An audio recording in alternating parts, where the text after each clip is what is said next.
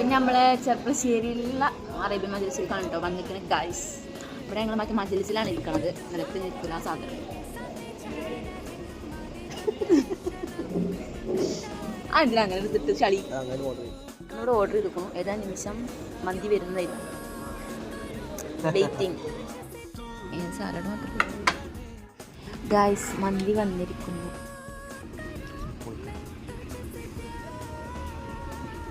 ചൂട് നമ്മളിതിലേക്ക് മയോണീസ് വയ്ക്കുന്നു. ഈ വളരെ ചോറ് മയോണീസ് ഇല്ലാതെ മന്തി കാണിക്കില്ല. ഓക്കെ, നമ്മൾ നെക്സ്റ്റ് ഈ സാധനം കുറച്ച് വെച്ച് കൊടുക്കുക. എന്നിട്ട് ഇങ്ങനെ വയ്ക്കുക. വെച്ചിട്ട് എന്നിട്ട് കഷ്ണം ബീഫ് കൊണ്ട് എടുക്കുക. ചൂട് കേട്ടോ, എല്ലാം മിക്സ് ചെയ്യുക. ഇതാ